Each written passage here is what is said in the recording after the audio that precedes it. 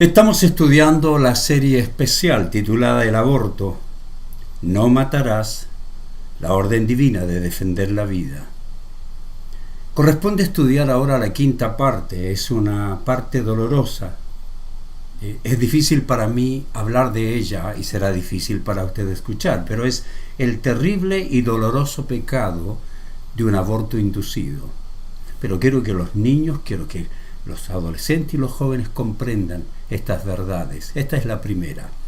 El aborto inducido es un grave pecado que no afecta solo a quien lo practica, sino que destruye la vida de un ser humano que seguirá su proceso de desarrollo en el vientre materno a menos que la madre elija el aborto, lo decida realizar y a su bebé no nacido decida eliminar. No deja de sorprender que naciones con personas civilizadas sean capaces de promover el asesinato de niños. Pero es real. La verdad es que una persona debe tener muy cauterizada su conciencia como para no pensar que el bebé abortado, si no es asesinado, tendría vida. Las únicas personas que no sienten absolutamente nada, ni dolor, ni remordimiento, ni siquiera algo de empatía, son las criadas en hogares ateos, humanistas, comunistas, que no creen en la santidad de la vida, como la vicepresidenta de Colombia, que en un anuncio puso allí: hoy desayuné. Aún así, personas criadas en medio del mundo antidios sienten dolor, pero quien no siente nada, su conciencia está cauterizada y Satanás ha bloqueado su mente. Recuerde que Dios a toda persona le ha dado una conciencia, que es esa virtud que no tiene idea de lo que es malo o bueno. La conciencia no tiene idea, pero tiene la capacidad de reflejar lo que hemos aprendido que es malo o bueno y nos acusa de lo que entendemos como malo o bueno. Es decir, es como un espejo, y yo muestro lo malo o lo bueno y me acusa. Personas que son criadas en hogares ateos no desarrollan una moral divina. Quienes son criados en hogares con muchos dioses, por ejemplo Japón, otras culturas orientales, tienen valores no divinos.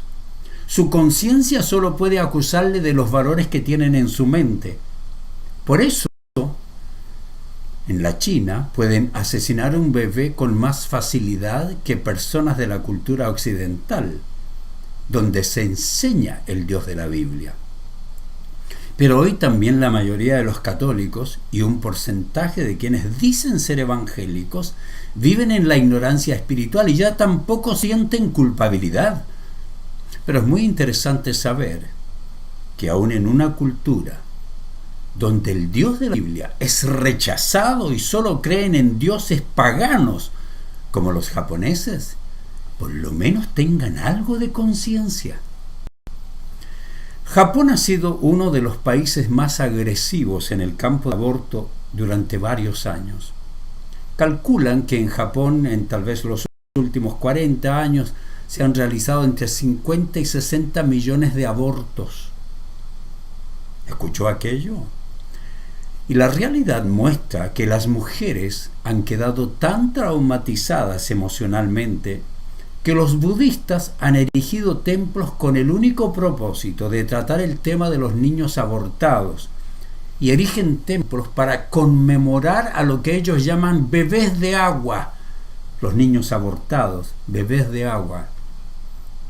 Su conciencia les exige buscar la paz para esas almas y por lo menos reconocen que esos bebés tienen almas, y por eso tienen esos templos para las madres penitentes. Pagan entre 340 y 640 dólares para comprar un pequeño Buda de piedra para aliviar parte de la ansiedad, y aparentemente también creen que hace algo por el alma del bebé que han abortado. No creen en el Dios de la Biblia, pero creen que algo pasa. Los terrenos de esos lugares se han convertido en una atracción comercial donde los visitantes pagan por ir, por tomar fotografías de mujeres que están allí agonizando por sus bebés de agua que se han ido. Y los sacerdotes ofrecen oraciones en ese lugar por bebés de agua de entre $120 por bebé y $40 por oración por cada bebé adicional que hayan abortado. Son templos budistas dedicados a Jiso, un ser supremo llamado Bodhisattva, llamado el guardián de los niños. En estos templos hay cientos de estatuas de bebés, muchos de ellos con baberos, con gorritos, para preservarlos, según ellos, del frío. Incluso, junto a ellos se ven golosinas, flores, juguetes llevados por sus padres. ¿Por qué? El dolor de muchas mujeres después de un embarazo es impresionante.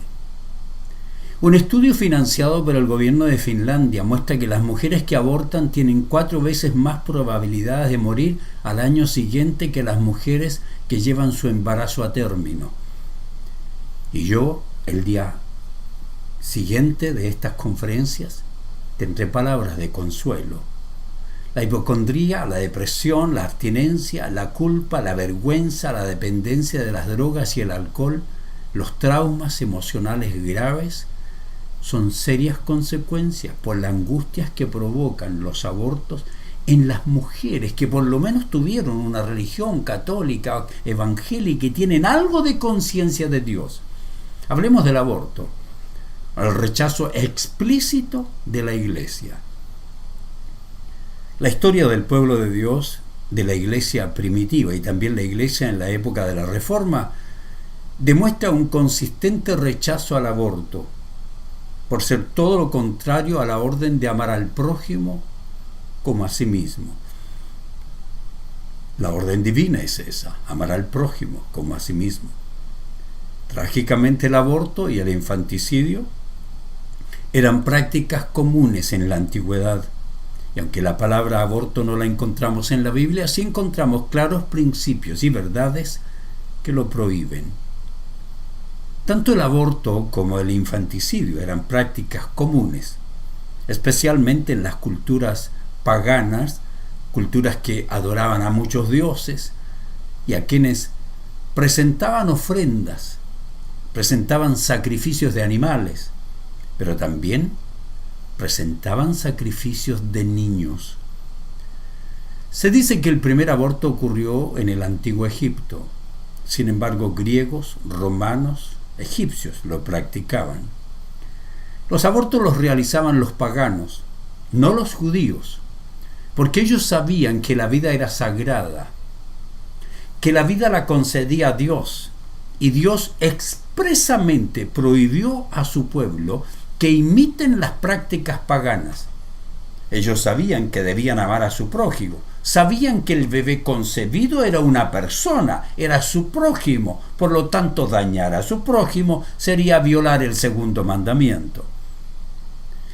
En la época del Nuevo Testamento también había paganos que practicaban el aborto, pero una vez más los judíos no lo practicaban y tampoco lo practicaba la Iglesia. Platón y Aristóteles recomendaban que se limite el crecimiento familiar a través del aborto, y esa fue una de las excusas que han utilizado estos secularistas mundiales. En tiempos del Nuevo Testamento, los paganos elegían el aborto aún para ocultar el sexo ilícito, porque creían que eliminando la evidencia, eliminaban el estigma del sexo ilícito. Antiguamente el aborto también era una forma de anticoncepción. Es triste, pero los métodos utilizados antiguamente podían ser desde sustancias introducidas en el útero a través del canal de parto. A veces introducían drogas orales o venenos o mezclas de hierbas venenosas que se preparaban con el único propósito de asesinar al bebé. Algunas mujeres se ponían cuerdas o telas muy apretadas para apretar literalmente el útero y aplastar la vida del niño, a fin de matarlo. A veces localizaban al bebé en el útero, tomaban un objeto duro y lo golpeaban, y lo mataban de esa manera. A veces usaban cuchillas y ganchos que subían por el canal de parto. También realizaban masajes a una fuerte presión extrema o trauma físico en la sección media de la mujer hasta que se producía el aborto. Salvaje, sumamente salvaje. No ha cambiado mucho, queridos. La demanda de Dios de que su pueblo no participara en la adoración de otros dioses falsos, la prohibición de sacrificar niños como lo hacían los paganos, demuestra que esos sacrificios de niños sí existían. Dios los prohibía. Ofrecer un hijo a una deidad, algunos creían que les aseguraba la prosperidad, y otros, si ofrendaban a un niño con discapacidad a un ídolo, a cambio le daría un niño sano. Faraón usó el infanticidio selectivo por sexo y el aborto para controlar a los judíos. Recuerda, quería controlar la población hebrea. Las parteras recibieron estas instrucciones como dice la Biblia. Después el faraón, rey de Egipto, dio la siguiente orden a las parteras hebreas Cifra y Púa. Les dijo: cuando ayuden a las mujeres hebreas en el parto, presten mucha atención durante el alumbramiento. Si el bebé es niño, mátenlo, pero si es niña, déjenla vivir. ¿Recuerda que Moisés se salvó? Herodes intentó matar a Jesús también y ordenó la masacre de todos los niños menores de 2 años. Las parteras egipcias se negaron, no realizaron los abortos ni el infanticidio. ¿Sabe cuál fue la razón? Recuerde, egipcias. Aquí dice: sin embargo, como las parteras temían a Dios, se negaron a obedecer las órdenes del rey y también dejaron vivir a los varoncitos. Temían a Dios, egipcias. En la Didaché, que es una recopilación de la enseñanza de la iglesia primitiva, decía: no matarás a un niño por medio del aborto. Otro documento antiguo llamado la Epístola de Bernabé determinó que el aborto era todo lo contrario al amor centrado en el prójimo, y como el prójimo tenía que ser amado, respetado y nunca asesinado, si ocurría el aborto, eso es lo que hacían. La Reforma continuó diciendo que el aborto era un asesinato, un acto de violencia, y nosotros debemos seguir oponiéndonos. Pero la maldad poco a poco va creciendo en el corazón humano. Y ya en la revolución sexual de los años 60, ¿recuerda los hippies? Decían: queremos ser libres para expresarnos sexualmente. Los hippies abogaban por lo que llamaban amor libre. Yo tuve que ir a rescatar chicas de la iglesia que se habían ido con muchachos. Las mujeres comenzaron a decir: tenemos que ser libres y no víctimas de estas personas, porque ellos pueden, de los hombres, porque ellos pueden entrar, salir de nuestra cama y cuando dormir con quien quieren. Así que los hombres tienen que ser frenados, y la única manera de frenarlos cuando nosotras quedamos embarazadas es tener un aborto. Para que seamos iguales y haya justicia, debemos eliminar la consecuencia, es decir, eliminar el embarazo, porque los hombres vienen y nos dejan embarazadas. Perdón, ustedes quisieron quedar embarazadas. Es tanta la pasión por el aborto que ya en algunos hospitales en los Estados Unidos los abortos han superado con creces el número de nacidos vivos. La organización abortista Planned Parenthood cree que el aborto es solo un medio para prevenir enfermedades y el embarazo lo consideran una enfermedad.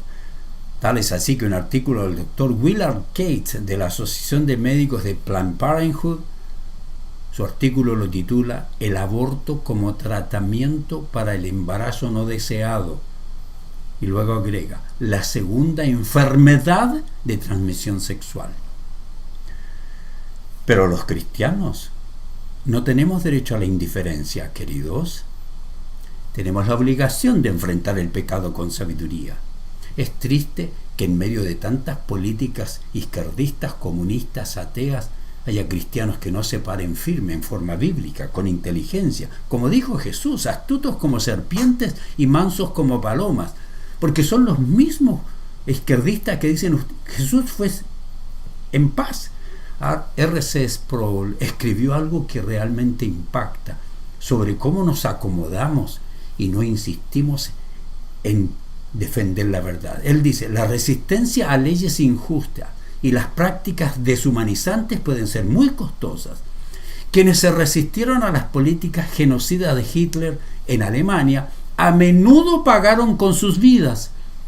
Dietrich Bonhoeffer, el pastor que escribió El costo del discipulado, fue uno de los que pagó ese precio, y a mí, por hablar temáticas de esta o de política, me han sacado de algunas estaciones de radio.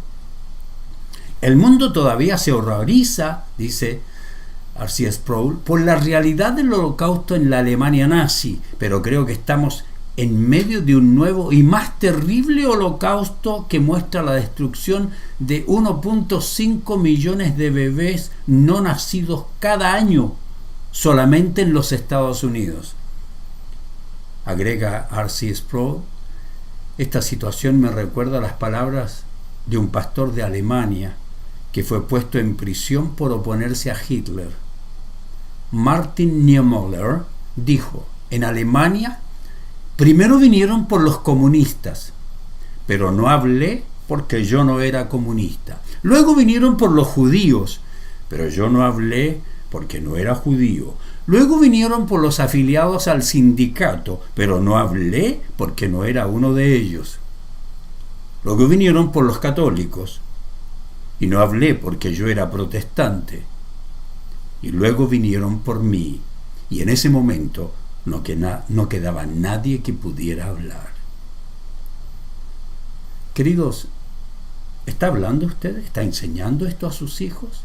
¿Está defendiendo la verdad? ¿Se ha acomodado a este mundo ateo secularista? Déjeme hablarle un ratito de la verdad sobre un bebé no nacido. Escuchen bien, por favor. El bebé no nacido seguirá desarrollándose como lo indica el ADN que Dios puso en él y se convertirá en un ser humano, a menos que Dios soberanamente impida su nacimiento o sea impedido por la maldad humana.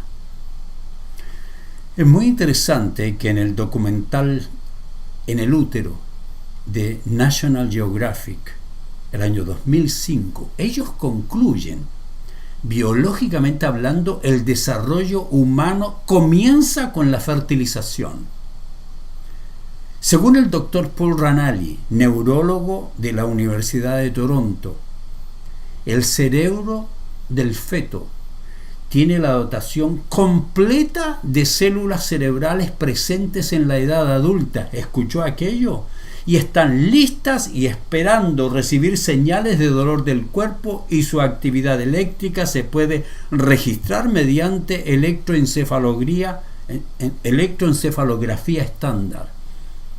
Escuche esto: a las 4 semanas, los receptores del dolor de un bebé comienzan a desarrollarse, seguidos de fibras nerviosas que ya llevan mensajes al cerebro. Los ojos, las extremidades del bebé se están desarrollando. Su corazón se puede ver en una ecografía. Eso es al mes. A las 6 semanas, mes y medio, el bebé responderá al tacto. A las 8 semanas, la corteza cerebral comienza a desarrollarse y eventualmente crecerá para tener la misma cantidad de nervios que un adulto. A las 10 semanas, si se toca a un bebé a las 10 semanas, sus manos y ojos se abrirán y cerrarán. El cerebro de un bebé no nacido a las 10 semanas crece rápidamente y produce casi 250.000 neuronas por minuto. La vida se está desarrollando. A las 12 semanas, 3 meses, el bebé no solo puede sonreír, sino que ahora traga y responde a la simple estimulación de la piel. A las 14 semanas, un bebé no nacido ha desarrollado suficiente coordinación como para chuparse el dedo. A las 20 semanas, todas las conexiones fisiológicas están en su lugar para sentir dolor.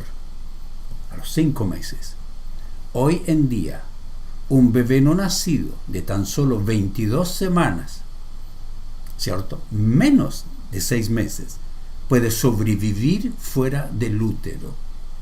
Uno de mis hijos nació a los 8 meses. Hay niños que nacen a los 7 meses, ya antes.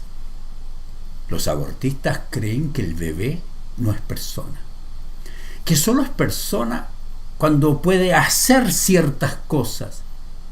Nosotros creemos que el bebé es persona desde su concepción, porque en su ADN, que tiene desde la concepción, ya tiene todo lo que Dios determinó que necesitara para ser la persona que Él quiere que sea. Y si se le permite el desarrollo, se convertirá en esa persona.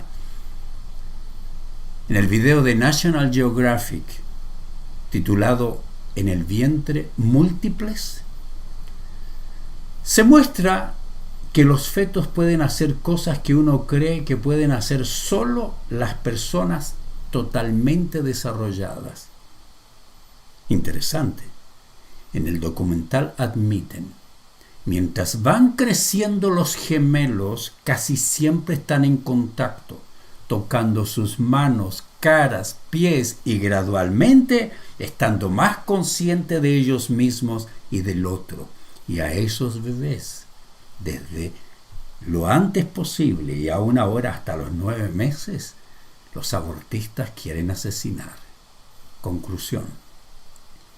El ser humano sin el Dios de la Biblia puede llegar a una religiosidad tan grande y tan destructiva que crea en cualquier tipo de Dios y puede ser totalmente insensible en su vida moral o hacer girar su moral en torno a las elecciones personales y creer que su Dios o dioses le permiten vivir la vida a su elección. Y pueden ser tan insensibles que amen la naturaleza y la vida animal más que la vida de un bebé no nacido, porque su mente humanista no le permite ver al bebé en su vientre como creación divina, como un ser humano desde la concepción, cuya vida no depende de la madre y su derecho a elección.